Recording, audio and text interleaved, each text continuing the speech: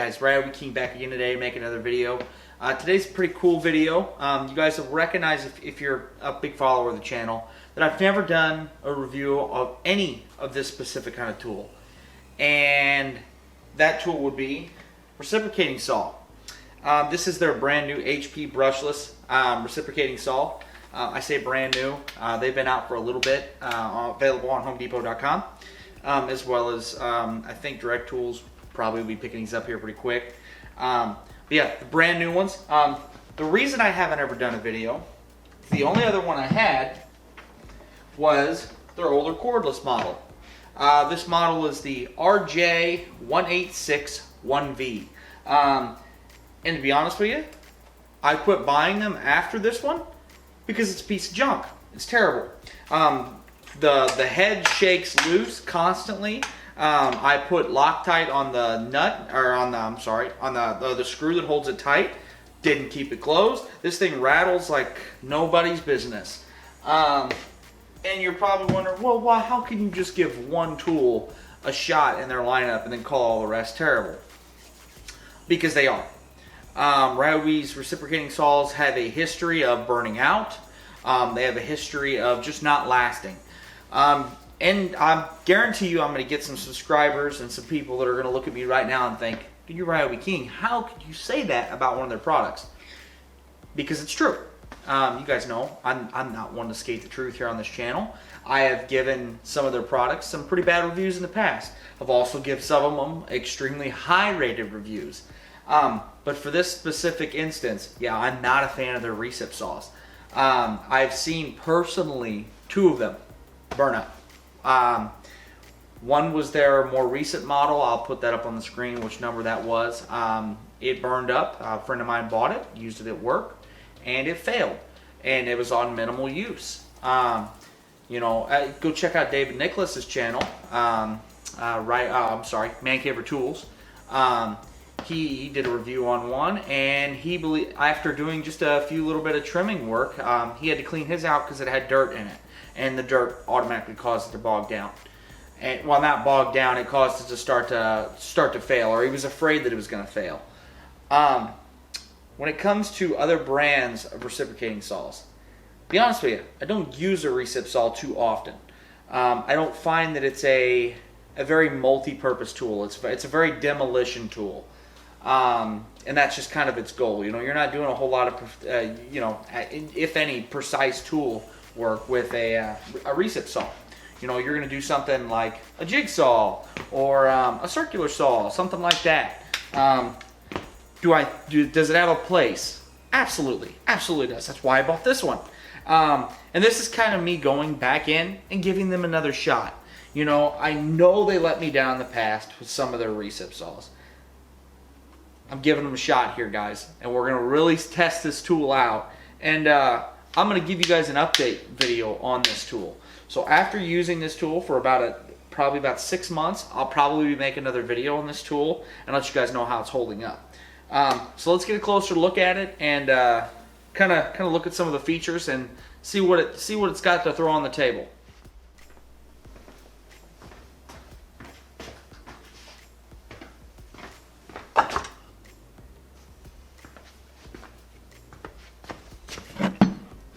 Alright guys, so here's a closer little look. Here's the corded one that I've had for about 4 years now, and here's their brand new one. So first off, we're going to start by kind of comparing size. Now granted, okay, corded, non-corded, size is going to be a little different, but here's what's crazy, okay? So if you look at the end, it is roughly probably a ½ of an inch shorter than the older model, okay? Not a big difference. But here is where I see, personally, the biggest difference between these two tools. It's when you set them side by side. You'll see this one is extremely chunky, and this one is a lot thinner. So, has this tool burned out on me? No. Do I think it's gonna? I don't have that feeling as of this point. But, as far as comparison is quality, this does have an over-molded sheath over metal internals, as well as this one too. This is all metal internals in here as well. So I think the build quality is very similar as far as, you know, the materials used. I don't think has been changed a whole lot.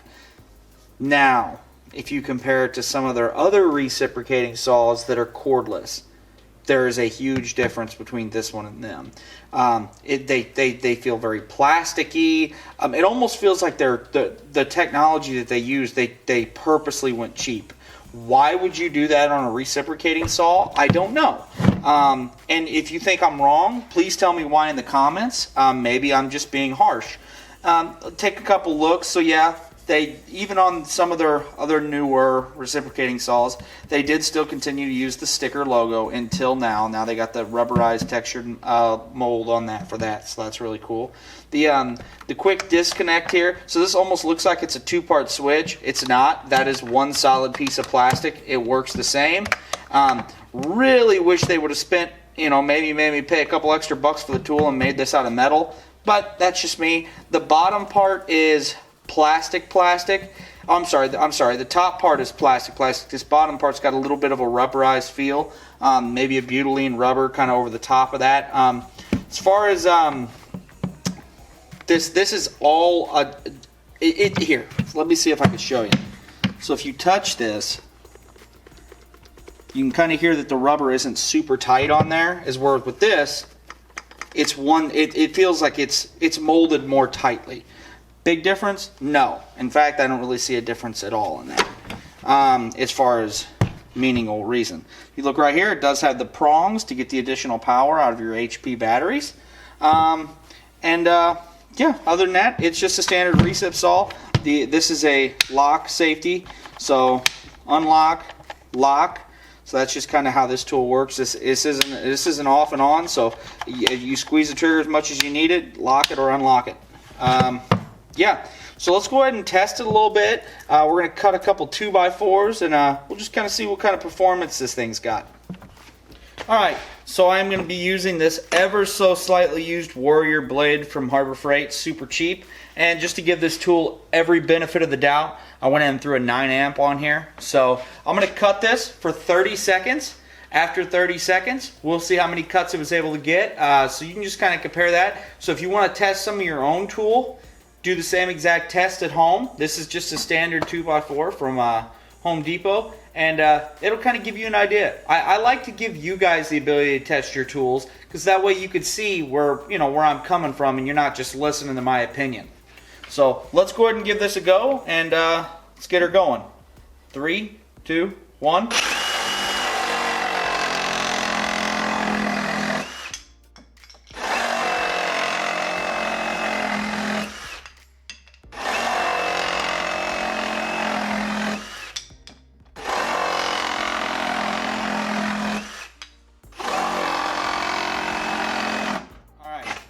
After 30 seconds, I got 1, 2, 3, 4 cuts done, and almost a 5th cut. Just to go ahead and get that done. I had to get that done. That was bothering me. So about 4.5 cuts is what you can get in 30 seconds. Now that's through a 2x4. This tool, this is my very first time using this tool, and I'll tell you right now, from what I've used in the past, this is a night and day difference. This actually feels like it has power. And I just got to cut some more because I liked it that much.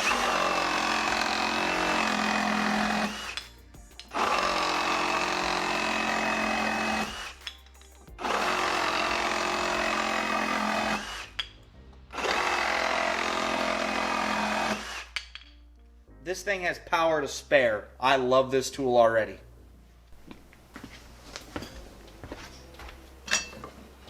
Alright, so I am going to go ahead and show you guys the corded version. Not that you're going to go out and buy this thing, because if you do, I think you're kind of silly with the technology. So yeah, you'll see that that is loose, and I'm not going to tighten it because the bolt in which or the screw on the inside in which it's tightened is completely stripped, because horrible design, super cheap. Yeah, not a big fan. So I'm going to put that back on here, and I'm going to show you just kind of the power difference so you guys can make an educated opinion on it for yourselves. Here we go.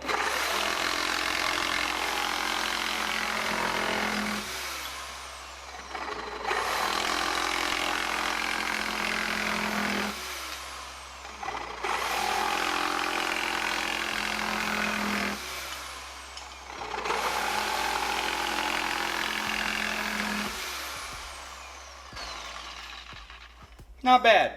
I'd say power-wise, in my opinion, doing the same amount of pressure, it's very similar. I can't really give it to one or the other. They feel like they're cutting about the same. You guys leave it in the comments and tell me what you think. But I feel like they're cutting about the same. So a buddy of mine that I met through Ryobi Rebels on Facebook, please go join and be a part of the group. It's an awesome group of people to be a part of. Designed and made these right here. So these are designed to go right on the end of your little inflator deflator. It allows you to get in tighter or wider. They're different shapes. Really cool design. He 3D prints these.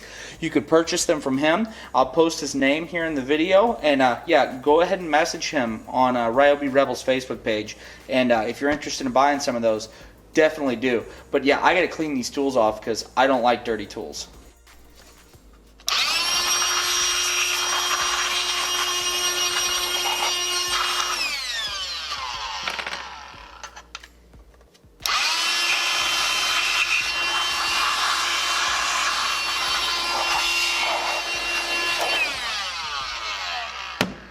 And just like that, all clean and ready to be put back on the shelf.